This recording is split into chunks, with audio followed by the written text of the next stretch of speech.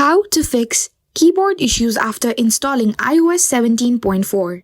After updating your software to the latest iOS version, there have been a few issues, and today in this video we are going to see how we can fix these issues. The first method is to force a restart. Simply hold the volume increase, volume decrease and the power button until your screen looks something like this. Then you can slide to power off. Once your iPhone restarts, the problem will have been fixed. And if the issue still remains, you can try the next method. Open the settings application on your mobile device. Scroll all the way down until you find the general section. Scroll again until you see transfer or reset iPhone. Now click reset and choose the option of resetting your keyboard dictionary. Now simply enter your passcode and it will automatically reset your keyboard dictionary.